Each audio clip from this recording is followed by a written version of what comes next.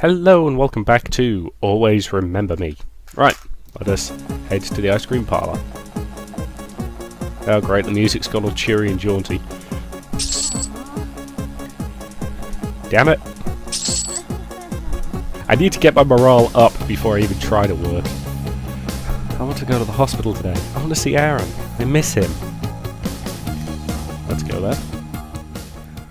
I went to the hospital to go visit Aaron, but as soon as I entered his room, I had the feeling the visit wasn't going to go very well. Good morning, Aaron. Hi. How are you feeling today?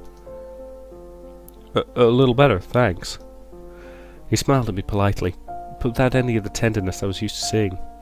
An awkward silence settled as I sat down in the chair beside his bed. Lacking any other ideas to really get the conversation going, I decided to start with something simple. I didn't want to pressure him with anything that the medics wouldn't approve of me discussing with them. How's the hospital food around here? Is it okay? It's pretty good. Definitely better than I can cook. I'm glad you like it, but I'm sure you're not that bad of a cook. You've never had my cooking, then? I went to say that I had, but quickly restrained. He wasn't a very good cook, but he made it more fun when he came to visit the ice cream parlour, or when I cooked for him. By the way, I was wondering... Yes? Who are you? The question was so simple, so polite, so impersonal. But still it broke my heart. Okay, I'm probably not supposed to leap straight into this stuff, so just let's start. I don't want to lie to the guy, but start slow, work our way up, I think is the sensible option, so let's start with friend. His words hurt, and I was certain my eyes betrayed a degree of sadness. I covered it up with a smile, hoping he didn't notice the momentary change. I'm a friend of yours. My name's Amy. Okay, I'm sorry, it's just my memory is really hazy. It's okay, I understand. Don't strain yourself. He returned my smile with a nod. You're a very nice girl, Amy. Okay, so that's boosted that a bit. Thank you. Now, if you'll excuse me, I'm getting tired. I'd better get some sleep. Sure, I'll come visit you again soon. You're on your own now. Use the map to move between various locations. Okay.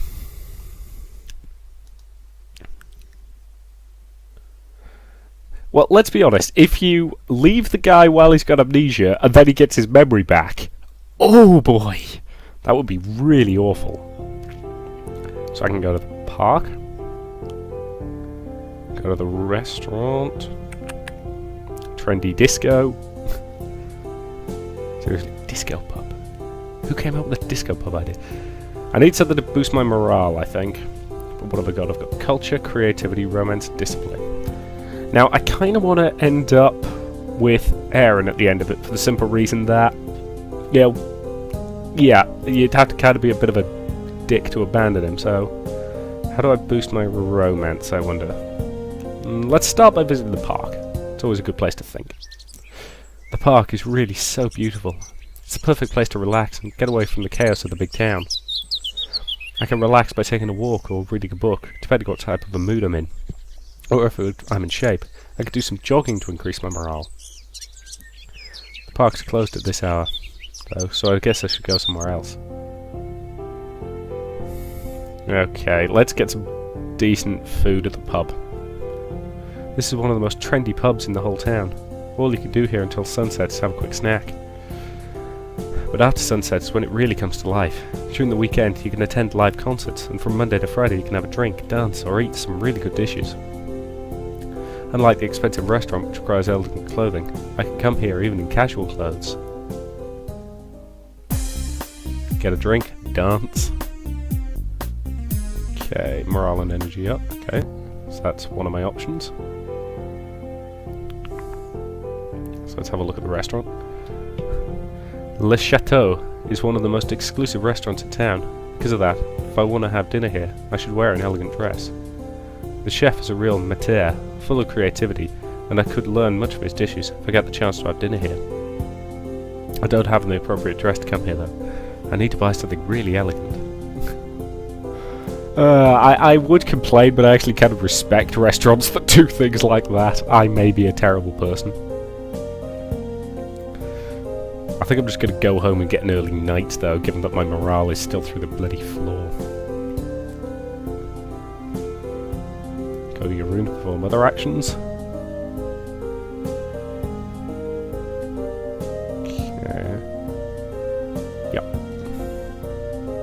I can do different kinds of activities in my room. If my morale is high enough, I can try and write a poem. I can call some friends for a morale boost, or I can take a nap to recover a lot of energy. My old computer broke, so I can't check emails, or do other things like trying to write a book.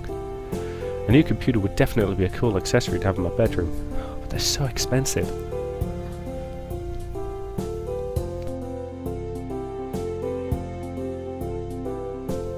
Sorry, coughing again.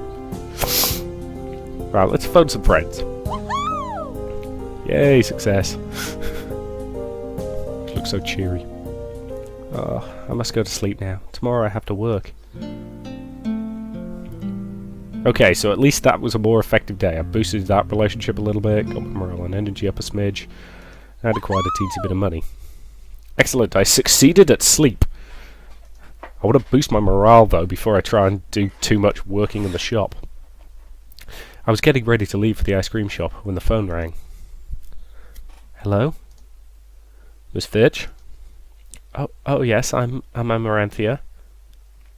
You are Eddie? Yes, I need to talk with you about Aaron. Is everything alright? Yeah, don't worry, everything's okay. I heard you paid him a visit yesterday and I'd like to talk to you about some things. We agreed to meet in his office in the afternoon, after my shift in the ice cream shop has ended. I need to hurry. My morning shift at the ice cream shop starts soon. Head there then. Could have gone better. Yep. This is the problem. I need to boost my morale a lot before I even attempt to work here, otherwise it's just not going to work. I quickly change clothes and I get ready to go to the hospital to talk with Eddie. I wonder what he wants to talk about. Hospital it is. As soon as I entered the hospital, I met with Eddie. He nodded at me and made a gesture to follow him into his office. I took a deep breath, vaguely registering the sound of our footsteps tapping their way through the corridor. Eddie led me to his office, and I distantly noticed his occasional glances, but I was too absorbed in my own frantic thoughts to care. We stepped through the door, and he quietly closed it behind me. Please, have a seat. I sunk into a cushioned chair in front of the desk and watched him hopefully. Tell me how he can get better. Well, you have to understand that his condition is somewhat difficult to treat. We'll of course be encouraging his memory to return by talking to his family and friends and putting him in situations of previous memories, things like that. The therapist can tell you more about exactly what they'll be doing. There's also the possibility of prescribing him certain medicines, but we only keep that option open for extreme cases. I nodded, hanging on to his every word.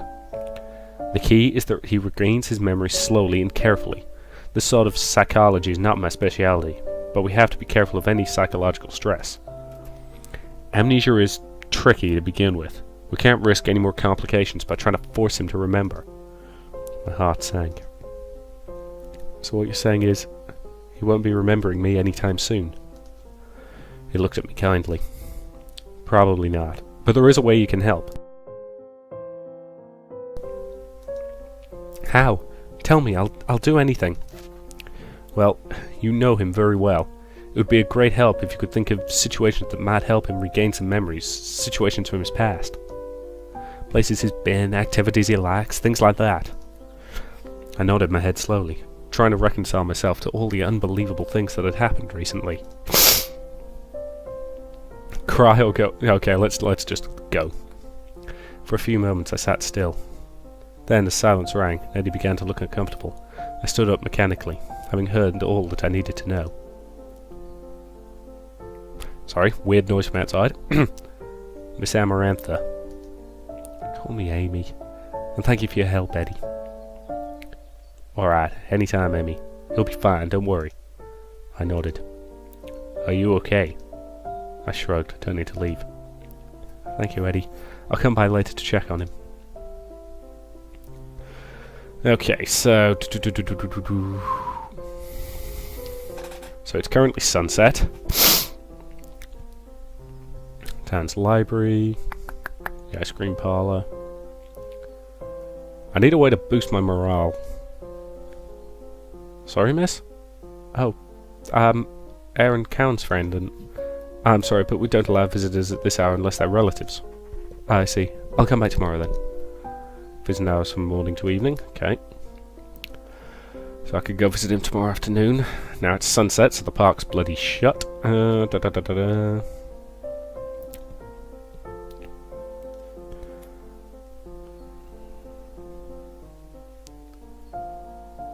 that's probably shut. Trendy disco. Morale up, energy down. Morale up and energy up. Okay, let's just have a drink. Hey, I succeeded in having a drink. Oh, bloody hell. It's late. I need to get back home now. I must go to sleep now. Tomorrow I have to work. So I gained a little bit of money, gained a bit of energy, and gained a little bit of morale. Okay, so not a bad day on the whole. And I succeeded once again at sleeping. Next morning, I decided to follow Eddie's suggestions. I grabbed a book from my library, the first book of the Pendragon series, by D.J. MacHale. Aaron loved it. I'm going to bring this with me at the hospital next time. I need to hurry. My morning shift at the ice cream shop starts soon. Yeah, let's go there. I just started my shift when I heard a familiar voice. Amy? I looked up from the change in the cash register that I was counting to meet his gaze. Yes? I heard about what happened. I'm sorry for sounding so inconsiderate. It's alright, you didn't know. Lawrence looked away, unable to continue looking me in the eye. He was always rather shy, and it surprised me that he came forward to apologise in person. He often resorted to text messages, since he was more comfortable with it. You know, I'll always be here. If you ever need someone to talk to, I'll be glad to listen. After all, we're friends, right? Right. Thank you, Lawrence. I appreciate that. He's the kind of guy who probably thinks he's stuck in the friend zone, doesn't he? Bring it on! Hey! I finally succeeded at one of these things. I quickly changed clothes, eager to give the book to Aaron to see if he remembers it. When I arrived at the hospital, I was surprised when the receptionist said there was already someone visiting Aaron. At first I was glad to hear that, since it probably meant one of his friends had come in to drop for a visit. Even if it was just one of his friends from school, talking to people he used to know would probably help him with his memory. However, when I entered the room, what I found was anything but pleasant. I stopped in the doorway and stared for a moment, my eyes widening as my heart went cold. No clear thoughts passed through my mind, and I couldn't seem to bring myself to take even one step closer. Okay, it's going to be one of two things. It's going to be either the father, who clearly hates us, or it's going to be an ex-girlfriend. Or another girl who's had a crush on him for a long time. It's one of those three. It's a... Yep. Oh, and I called it! Haha! Abigail, Aaron's ex-girlfriend, was seated beside him. She wore a smile that was so obviously fake, it almost made me sick to see it. I knew all too well why they broke up. Quite a while before we got together, she was a manipulative girl who'd never really loved him. The idea that the lapse in his memory would make him think that she was his real girlfriend. I found myself shuddering at the thought. Oh, Amy. Good morning. Who are you? I didn't reply, simply staring as the reality of the situation sank in. Abigail knew perfectly well who I was. She was just acting. She's a friend of mine. She came here to visit me yesterday. Oh, I see. Don't you know who I am, Abigail? Well, I don't think I'd remember someone as ordinary looking as you. Oh! Oh, this is going to come to blows later in this game, isn't it? Let's just give him the book. I see. Well, anyway, I brought a book for you, Aaron. Oh, really? Yeah, it was one of your favourites. It's the first book of the Pendragon series by T.J. McHale. That sounds really familiar. Isn't that a children's book? I pulled the softcover book out of my purse as I walked over to sit down on the chair on the side of his bed. Technically, it's young adult. Was one of the main characters named Bobby? I smiled as I handed in the book, and a look of recognition came over his face. That's right. We would always pre-order the new books as they came out of the bookstore. They were such fun to read. I remember this. I got into it a long time ago. I was so young, but they were too fun to read to grow out of. Right. Well, I think I've heard of it once too. Thanks for bringing me this, Amy. I really like this book. You can keep it if you want. Hey. Really? Are you sure? Yeah. Well, if you like, I could read it to you if you don't feel well enough. How about I read it to him? There are quite a few books in this series. How about you each read me one? Aaron smiled cheerfully as he asked the question, and even though Abigail frowned at me for a moment before faking another smile for Aaron, I couldn't help but feel somewhat satisfied with myself. It was a small step, but at least he remembered something that didn't involve Abigail. I don't know what her intentions are, but Abigail is unlikely to get up early in the morning, so I'll only find her in the hospital visiting Aaron in the afternoon or the evening. Unfortunately, since I work every morning until noon, that means I won't have many occasions to see him alone.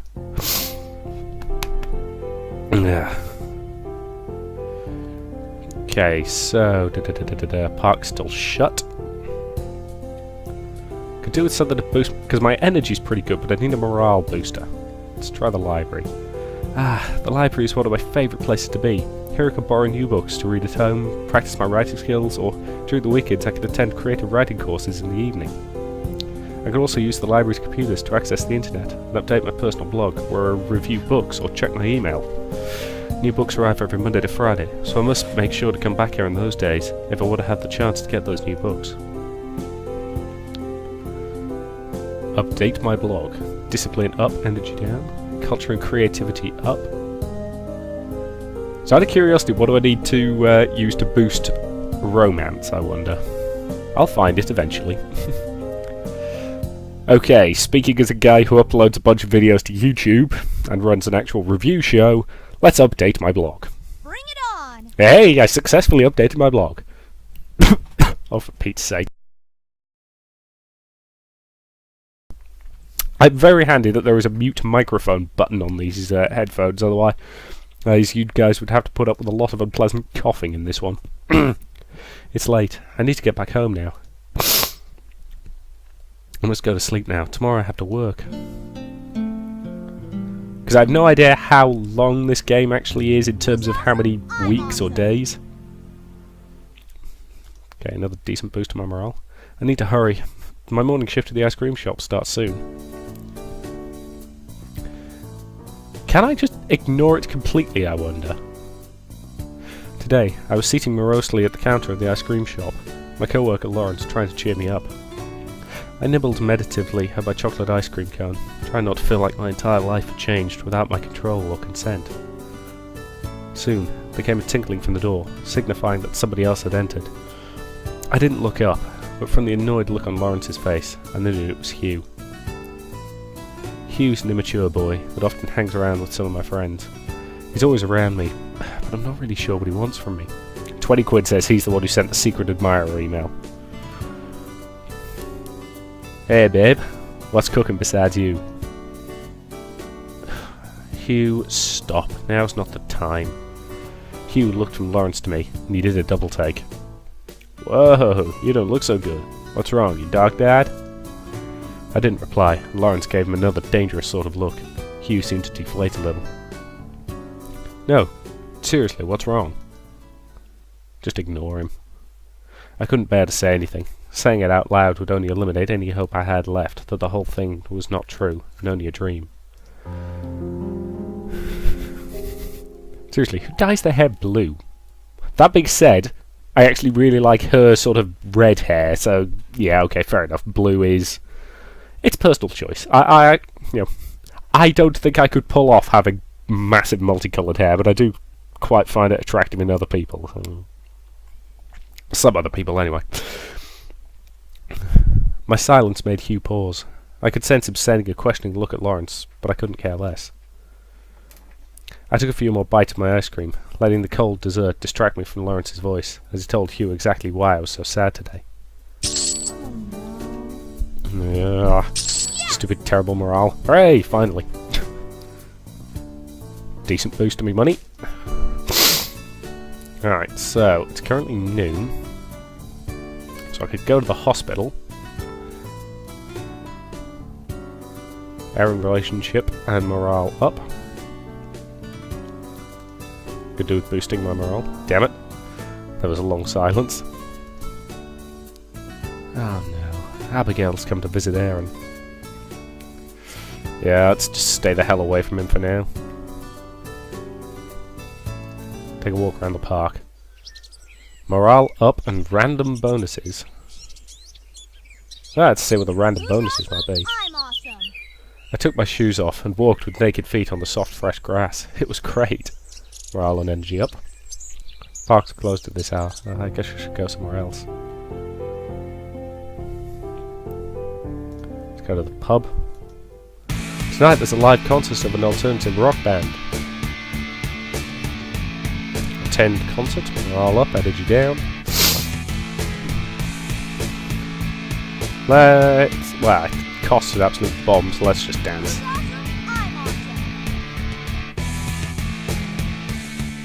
Go back home and rest. I'm not really sleepy, but I don't want to disturb Gwenda. I'll get into bed anyway.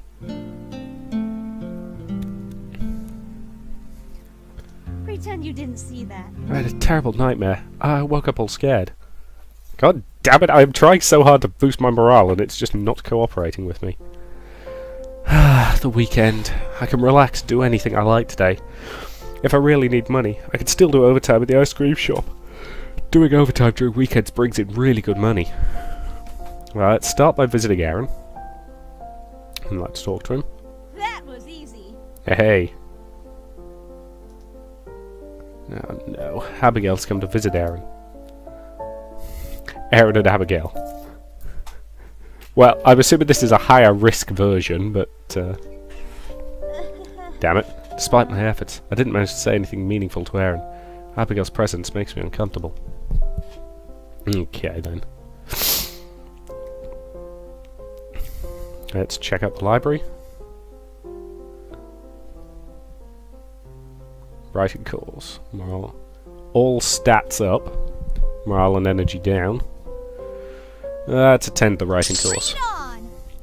It's not an easy course, but I've learned a lot of new things. Culture, romance, creativity, and discipline are now all qualities that I need to become a good storyteller.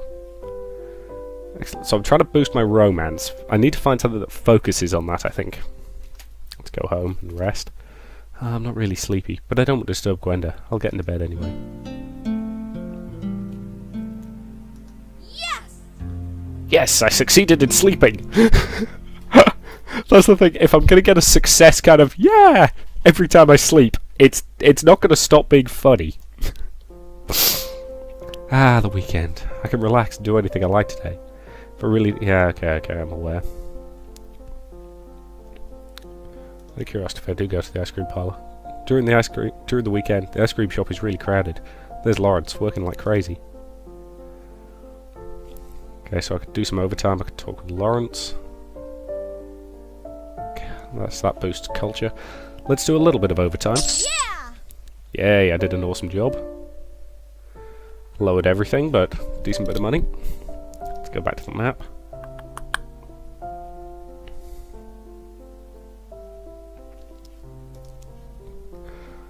Okay, let's talk to him. Mostly small talk, but hey, did wonders for my morale. There goes Abigail. In the evening... let's go to the mall. Let's go to the mall. Sorry, for anyone who doesn't know where that comes from. The mall. It's so big. and just packed with tons of shops. My favourite's the bookstore, of course. Hugh's clothing shop is here. If I want to pay him a visit. It's open every day from Monday to Saturday. There's also a nice restaurant if I want to get a snack or a meal. Lastly, on Saturday and Sunday, I can attend some art courses. Painting and clay are my favourites. They're a bit expensive, but they can really boost my stats, and they start in the evening.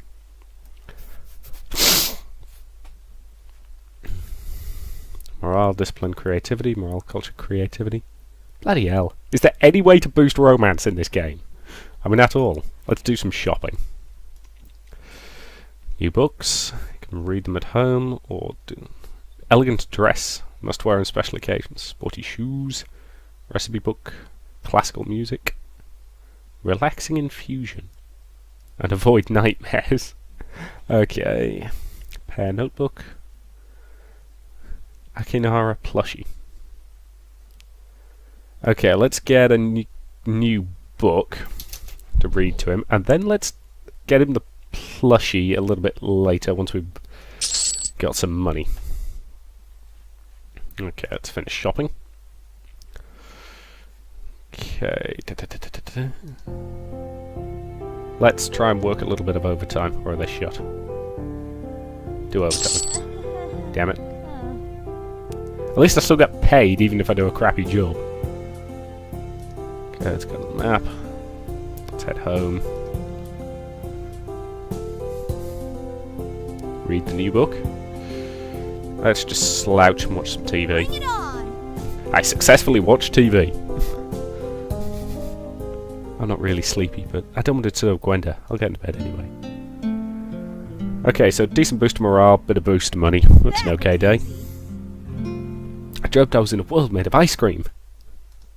That is the strangest dream I've heard. I need to hurry. My morning shift to the ice cream shop starts soon. Awesome!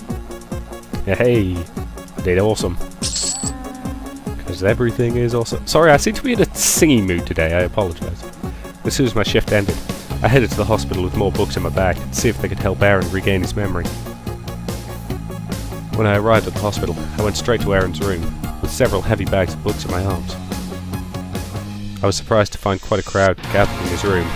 In addition to Abigail, his scornful ex-girlfriend, Osha was there as well. Aaron's father was a well-known and wealthy businessman who was often away on business. It must have been the first time that he came to visit his son since the accident, since the scene I walked in on was rather emotional. Good morning, everyone. Amy? Oh, you're back again. I was surprised by their cold reactions, and saw by the mascara running down Abigail's face that she'd been crying. She still looked distressed, but I remained sceptical of the legitimacy of her reactions. She'd been a heartless scam of a girlfriend when they were together. I doubted she had changed her ways at all in the time they were apart. I bought some books for Aaron. He can't read them on his own, he'll get a headache. That's okay, I plan to read to him. Abigail offered to as well. Maybe I should be the only one who reads to him, until he's well enough to read on his own. What? Why? If I may interject, I know I have been away for too long, considering my son's condition, but I can't say I forgive you for your recklessness, Amy. This incident would never have happened if you weren't being so frivolous that night. What on earth do you mean? You heard him. I don't know exactly what happened, but I do know that you two should have been more careful. You were the only one with him, so you should have been more thoughtful, instead of putting you both at risk. You may not realize the severity of this, since you were barely injured, but Aaron's suffering from great pain, both physically and psychologically, because of you. I'm sorry, he was driving, Git! I felt almost dizzy at his accusations. It was terribly upsetting, and hardly made any sense. I felt surges of several different emotions, mainly defensiveness and anger. I knew more than they did about what he was going through. Since I had been here at his side the entire time, it was more real to me than either of them. And even the mere thought of the accident being my fault made my heart ache. After all that had happened, even if I didn't believe that it was true, that was the very last thing I wanted to hear. I shall consider this momentarily, and I'll see you in the next video. Thank you very much for watching.